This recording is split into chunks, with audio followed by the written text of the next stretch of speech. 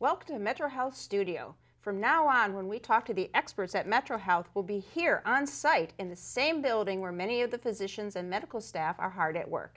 And for our first foray into this new setting, we're talking safety. So, your grandbabies are coming for some time with Grandma and Grandpa. Hey, you've raised your own kids, you got this.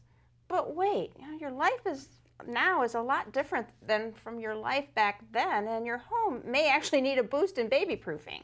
Nurse Tina Aldrich is here with safety tips you need to take. Tina is the Injury Prevention Coordinator here at MetroHealth. Welcome to the show. Thank you for having me. So I guess I have to go out and buy some of those clasps and things for the cabinet so the kids can't get into them. Is that kind of what we're talking about? That is a good start. Oftentimes when children get into poisonous substances, it's because they're not supervised at the time, which you can't spend all of your time with the child.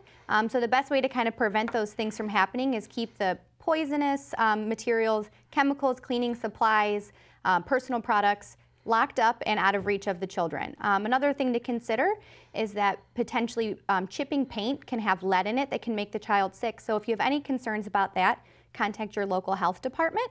And the last thing I would mention is that when you're giving your grandchild or your child medications, make sure that the medicine is appropriate for the age of the child, that you're checking the appropriate dose, and that the medication is not expired.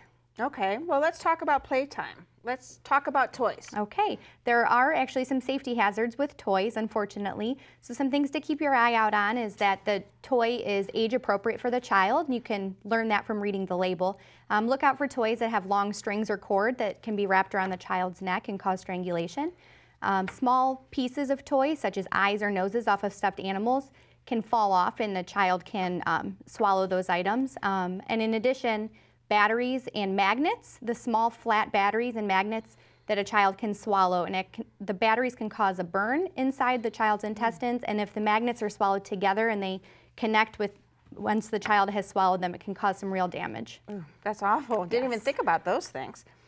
How about window safety? Should we just keep those windows shut tight? That's going to be hard to do when it gets warm outside, so definitely open the windows, just take some precautions.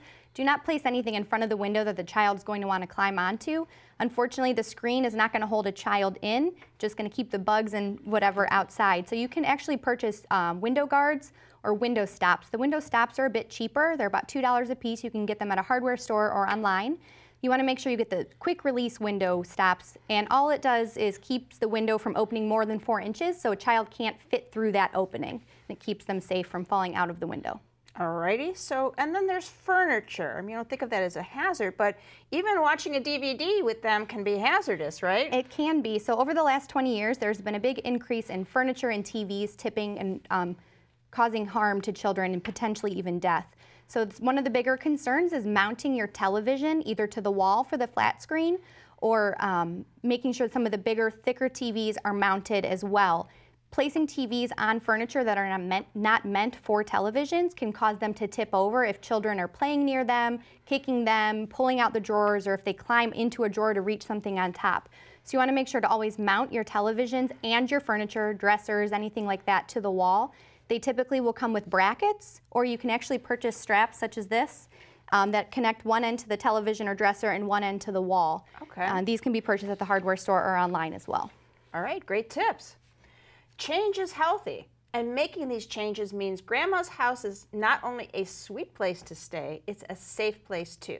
Follow Tina's tips to guard your grandchildren from harm. My thanks to Tina for joining us in MetroHealth Studio today. To learn more, call MetroHealth at 216-778-7800 or visit their website, www.metrohealth.org.